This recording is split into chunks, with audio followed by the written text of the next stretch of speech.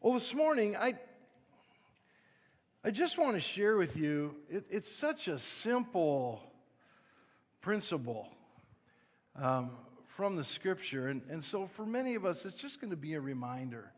And for others, it's like, yeah, I kind of thought about that, but maybe we would move it a little bit more towards the forefront of our faith and faithfulness with the Lord. And so I want to talk to you about something. You know, when we talk about spiritual awakening or spiritual renewal or vibrancy being restored or revival or some kind of refreshing that comes to our faith, or that it's just you feel the spirit of life just, doubt goes away and increased faith comes and a passion comes. I mean, I was talking to one lady back here. She's experienced physical healing. They broke, the curse of fear has been broken. She's got such peace and everything. She just says, I just can't, you can give the Lord the glory. And Karen says to me, I just can't wait to get here to see what else the Lord's going to do. I said, you keep that, because it's spreading and it's going to spread. And if you're here and you ain't got it yet, you just keep coming. It's going to happen. It's going to happen.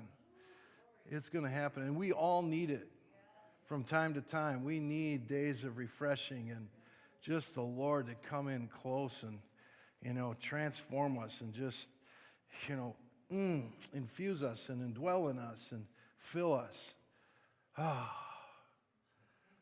Yeah, thank you, Lord. Hallelujah. I'm so glad that He does that and that He wants to do it. And so we talk about days like this, and we know that, it takes prayer and, it takes fasting and seeking the Lord more and crucifying our flesh and, all of those things. And so when we speak about this refreshing, reviving, renewing, and what to come, we get excited about things that says, okay, here's the 5 steps in prayer to, bring revival. And, here's the 6 steps to, spiritual battle, and the fruit is, a spiritual awakening. And those things are good, and I believe they're biblical, and I think we need to listen, and I think we need to, practice those things. But I want to share with you something this morning that you don't maybe really hear about as this great weapon, so to speak, in our life that makes those kinds of moves of the Spirit possible. And so I want to share this with you. And it's such a simple thing, but it's a challenging thing that we deal with all the time. And we don't really look at it as some kind of weapon. We look at all these demonstrative things that we can do. And I want you to know those demonstrative things are important, and they have a place, and they're part of this spiritual growth for us.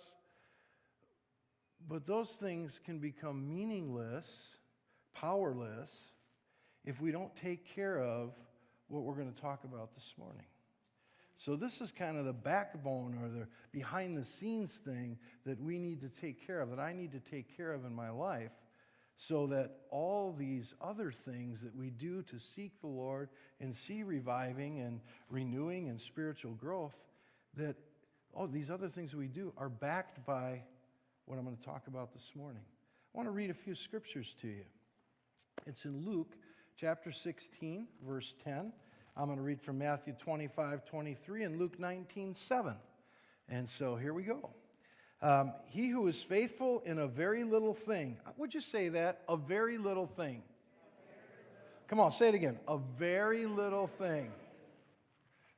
He who is faithful in a very little thing is faithful also in much. He who is unrighteous in a very little thing is unrighteous in much. Matthew 25. His master said to him, "Well done, good and faithful slave.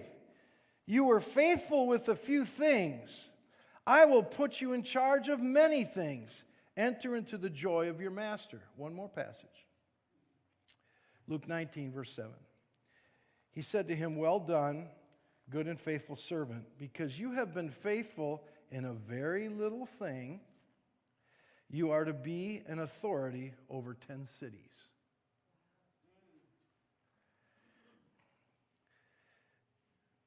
As I look at those passages, it seems to strongly suggest that very little things are a really big deal to God.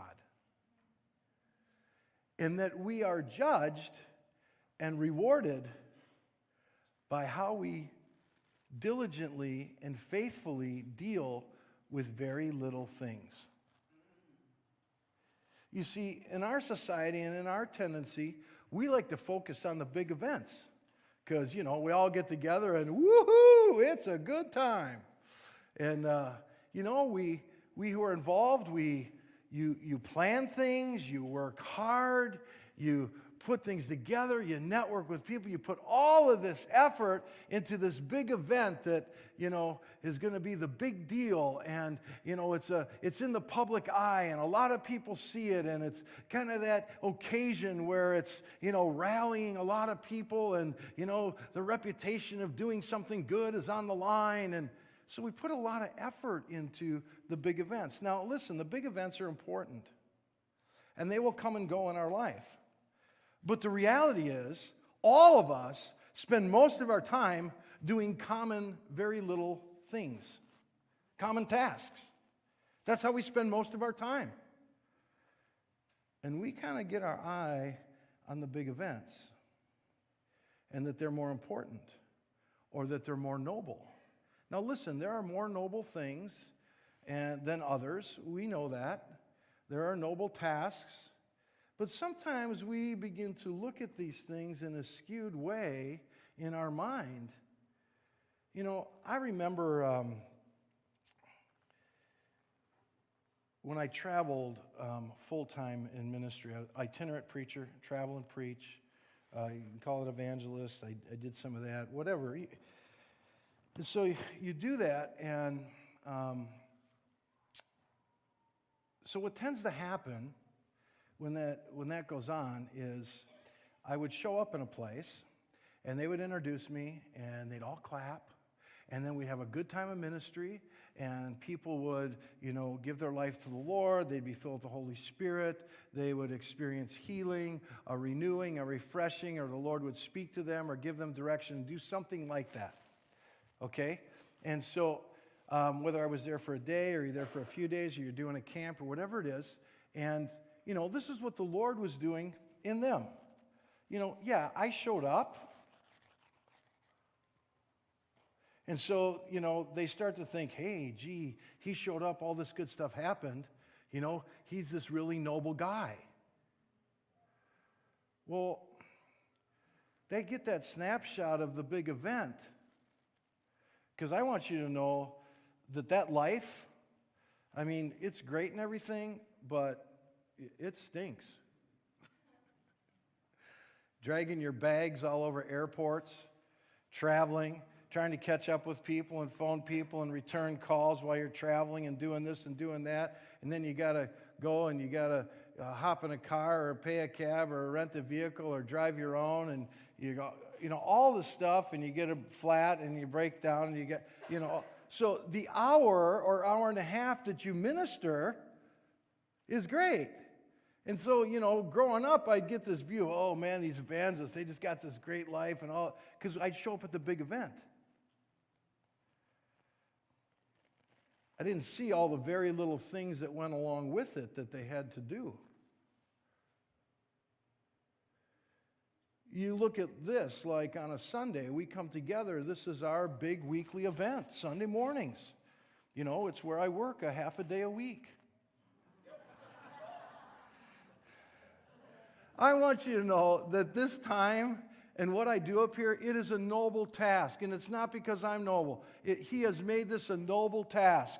However, this is a very small portion of my week compared to all the very little things that I do. Most of my life is consumed with common tasks, just like yours. Common tasks, the very little things. The very little things that you and I need to take care of and be faithful with, because it seems that God judges and rewards based on how we do the very little things in our life. The big events matter. But if we were to put the same effort and be as conscientious as we are in the big things we plan, the big events of our life, the big weekend away or whatever it is, if we would take that energy and diligence and keep it for the events, but also keep it for how we deal with very little things in our life, where there's no audience, there's thankless jobs. You see, I would show up and speak, and they clap for me, but never once did I ever see them bring up the janitor. I never saw them bring up the 5 little old ladies. No, wait, if you don't walk like that, it's because you're not old. So right away you assumed I was talking about you. You are still spry. The 5 little old ladies who pray day and night for 2 months for the big event.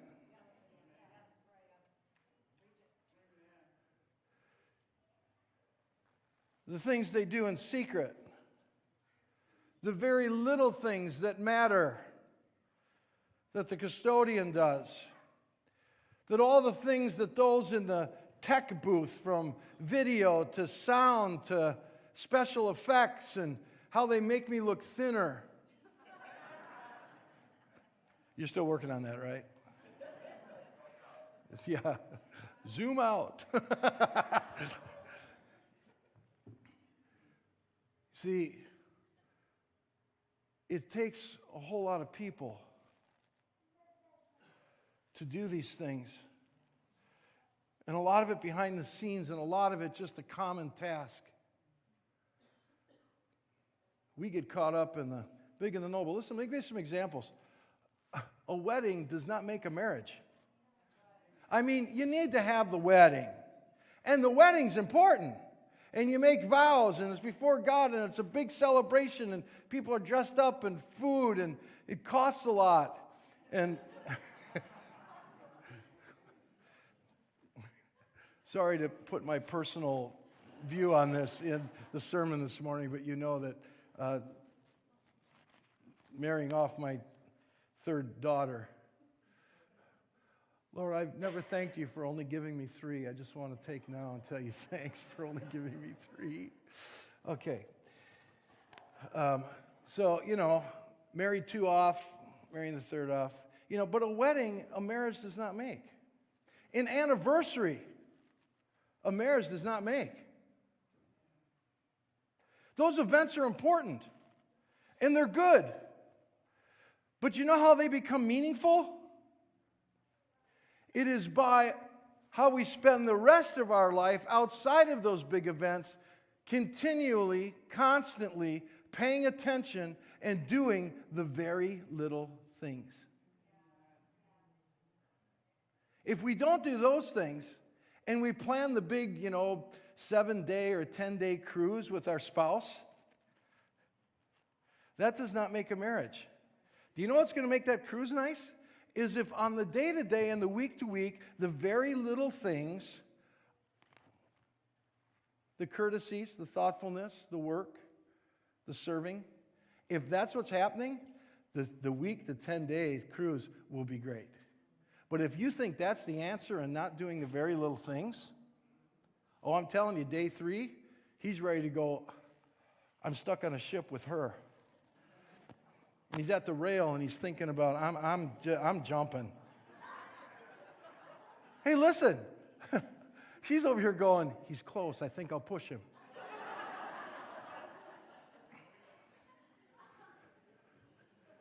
If he thinks just taking me on this cruise is going to fix everything, Do they have marriage counselors on this love boat trip? It's the little things. All the very little things. It's all the very little things that we do all week, spiritually, and how we treat people, that give power to what happens here on a Sunday morning. You see, one of the greatest tools and weapons in our arsenal for a spiritual awakening, spiritual renewing, refreshing, it's the praying, it's the fasting, it's the seeking, it's all of that, but not at the expense of sacrificing and not paying attention to the very little things in our life. If we don't take care of that, all the demonstrative stuff we do up here will have no backbone of power behind it. Because the very little things in our life, the common tasks, seem to be what God looks at. The things that are done in secret.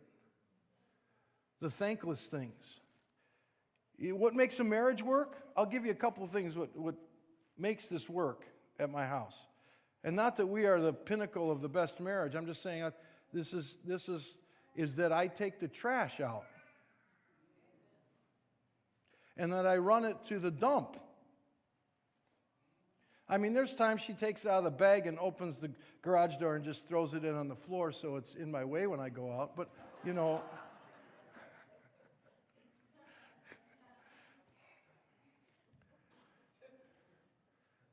what makes it work is that the house is clean. You know what makes it work is I cut the grass.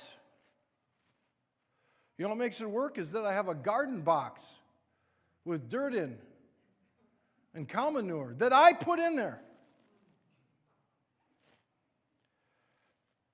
You see, it's not just what I do on Sunday morning. It's all the little things that you and I do that God looks at. It's when no one's around. It's all the things that Sue has done, all the repeatable tasks. I mean, we're not thrilled with them to begin with. I mean, you know, she can wipe the floor and she can turn around and say, why did I even do that? Now the dogs came in. And Randy, you walked through with what you think were clean boots.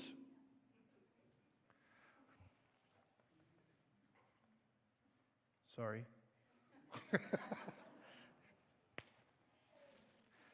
It's all the little things. And then she's got to clean it again throughout the week. You know, not that I could ever figure it out, and I don't think she's counted, but I wonder how many loads of laundry she's done.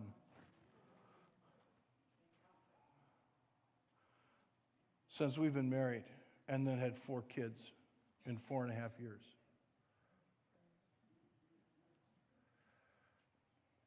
And I don't know that my kids ran around going, oh, bless her, Ethel, thanks for the clean clothes, Mom.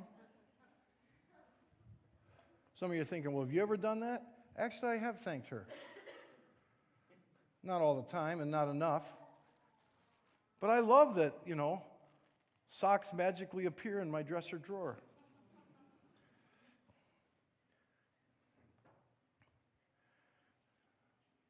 It's all the stuff that she's done that we aren't even smart enough to recognize. You see, God sees that. We don't always see it, nor should we. It's just us embracing the idea and the understanding that I am supposed to take care of the very little things in my life. Still, plan for the big events. Plan for the big things. Do the work. But be conscientious in the very little things because someone is watching me.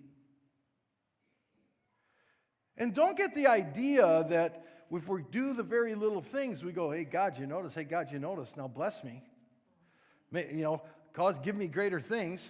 Listen, not all of that blessing and fruit will pour out in this life. You're going to be surprised in the millennial reign of Christ of who might be in charge of 10 cities. It may not be the business owner that you think is going to reign and have authority. It might be the person that you didn't really think had much notoriety, but they were so faithful in all the very little things that they had to do in their life. And they went about it in a good attitude and a good outlook, and they embraced the common task.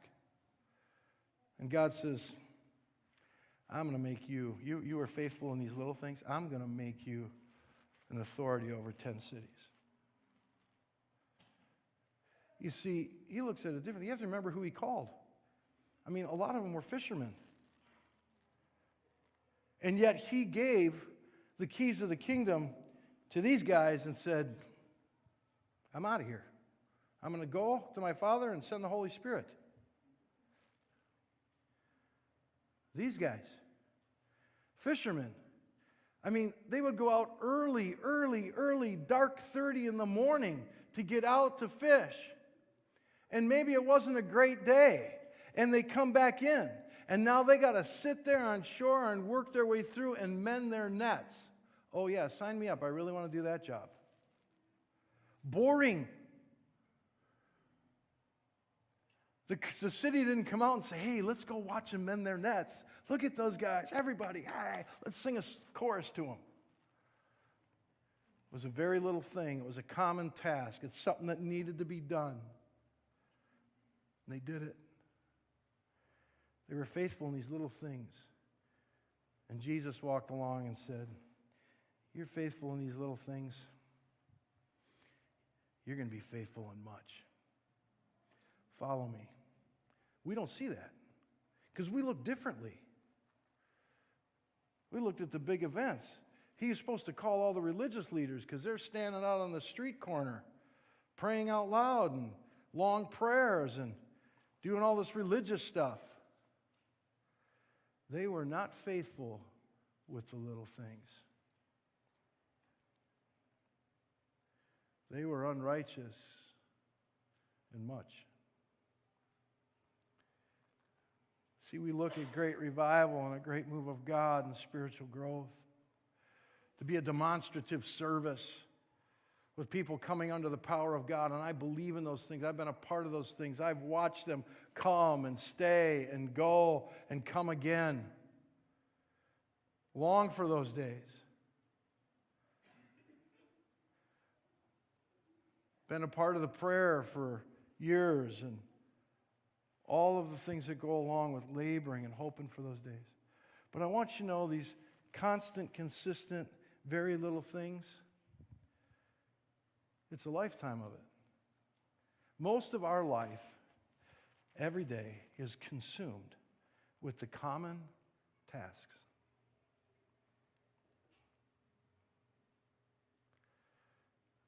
Showing up at the job. Doing your part. Day in, day out, week after week. God's seeing those things. Watching those things. You think it's not important, or you're not the supervisor, you're not the boss, you're not the regional manager, you're not the... Hey, listen. The very little things and how we embrace that part of our life becomes a backbone, a behind the scenes, the secret things we do that God notices. Becomes the backbone of our faith and our prayers. I think if we keep those very little things tended to, I think He hears our prayers. I think He answers quicker because there's a power behind Him that's very real, genuine, authentic, and who we are, and understanding it's about God seeing.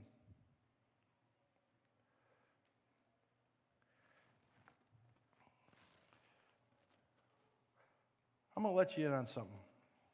This isn't pat me on the back or anything like that. I'm going to let you in on one very little thing that I do. Okay, just one. And I'm doing this for the sake of illustration. So I'm not robbing myself of some, great eternal reward. Let me share with you how very, very, very, very little this is. When I walk through this church, there are times that I notice there's a little piece of tissue, or there's a little thread or some lint thing or whatever that's on the carpet. I've been down and picked that up. Nobody sees me. I don't know if there's anybody around. So it's not like,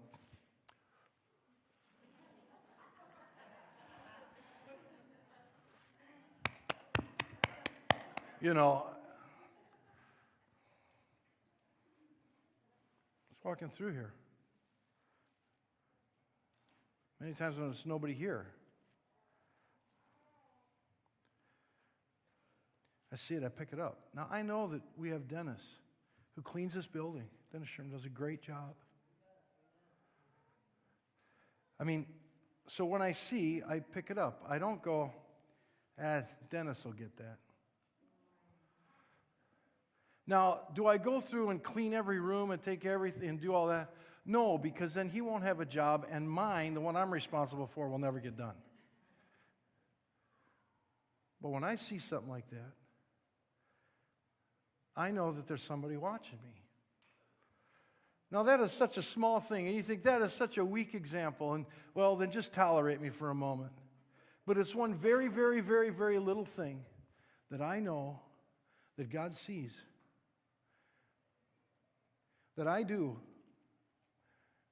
because I'm responsible to do the very little things in my life.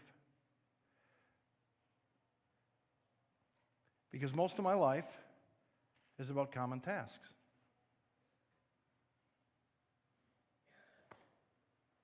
Just like yours.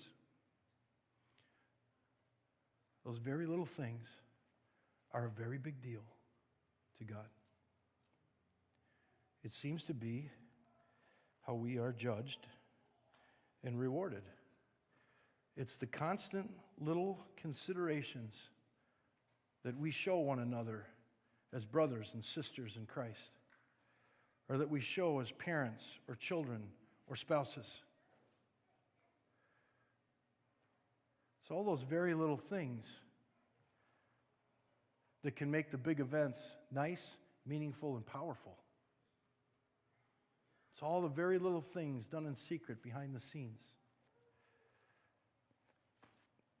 God is into the stuff that happens that's secret and that are very little. I mean, here's three things that he mentions. He mentions how we're supposed to give, how we're supposed to pray, how we're supposed to fast. All of them are supposed to be done in secret. If you were to look in Matthew chapter 6, he talks about how to give. Don't let your left hand know what your right hand's doing. Give. What God sees, and this is what it says, in each one of these passages I'm going to tell you, what God sees in secret, he will reward openly. So when you give, you don't have to go, oh, did you see the amount? I'm sorry. When we pray, he says, go in your closet and shut the door. Because what God sees in secret, he'll reward openly. Fasting. He says, when you fast, it says this in Matthew 16, fix yourself up so that it would appear to people that you're not fasting. Because God sees what is in secret, and he rewards openly. These very little things, these secret things, are very important to God, and how his kingdom works, and how blessing comes. I'll tell you a little story. This last week, I had the privilege of doing a funeral for Julie Schnitzler's mother, Emma. Now, as of tomorrow, April 1st, me and my family will have been pastoring this church for 13 years. When we first moved here, we rented a house that was for sale. We were just looking for short-term until we found a more of a long-term house. We had to move several times into houses that were for sale till we found what we were going to by and what the Lord would provide and all of that. And so we lived in this yellow house, this old house, 2-story house. And we rented that, and it was next to the house that was on the corner. And there was an older lady who lived there and who I chit-chatted once with or whatever, and then saw her again and walked down the sidewalk to greet her and just talk to her. It's just one very little thing. God brought me to this town and supposed to reach people. So I would talk with her. We chatted a little bit.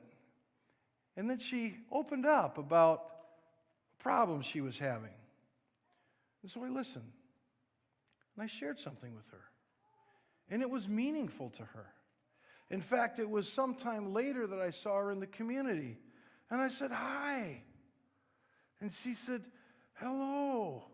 And I remember, your sweet family. And I remember I shared with you this, and this is what you told me."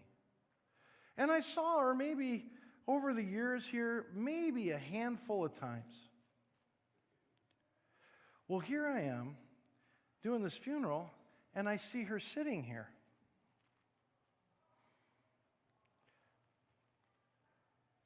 Afterwards, I go over and greet her, and she says, "I'm Betty.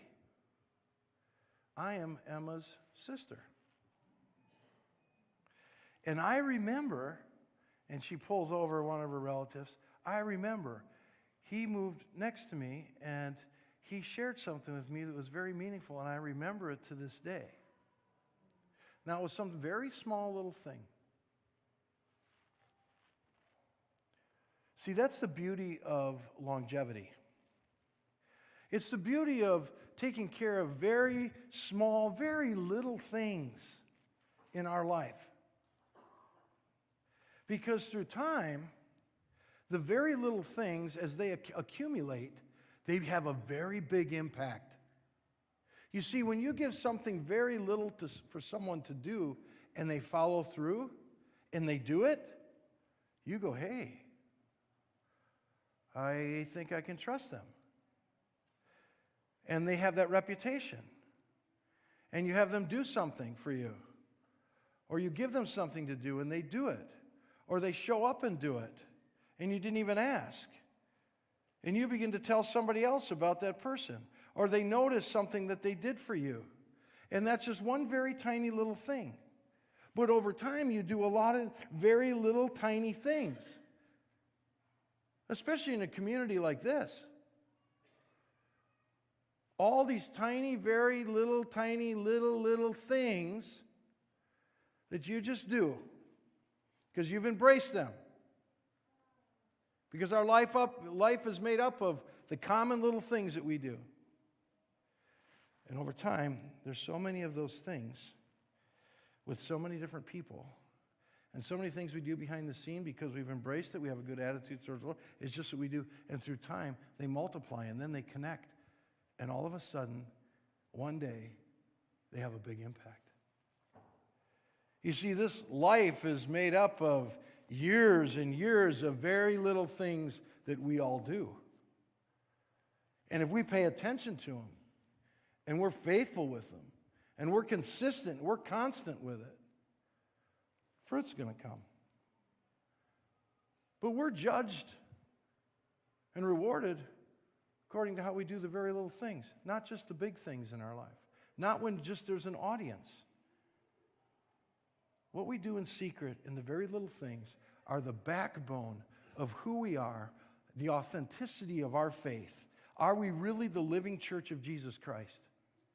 So that when we come to things that are more exposed and big matters and the big events, they've got such a power behind them and a fruitfulness behind them, rather than putting on the show, and behind it is emptiness, rudeness, no diligence, only doing things for an audience, acting terrible in the home, doing shady deals behind the scenes. All those things. Yeah, Betty says to me, "You mentioned that a sister called Emma the day before she passed." She said, "That was me." and I made the peace with my sister the day before she passed.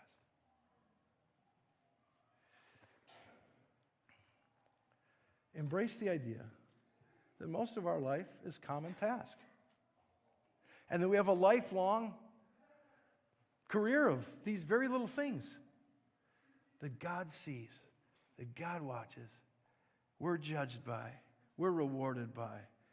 And the makeup of all those little things carry great power behind the big events of our life.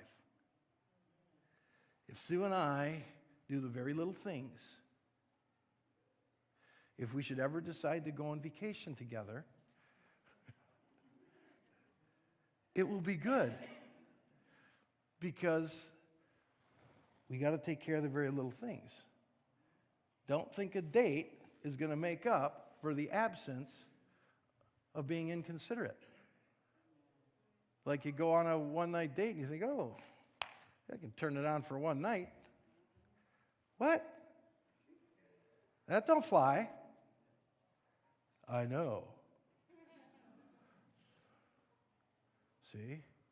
Spiritually, you and I need to pay attention to the very little things in our life.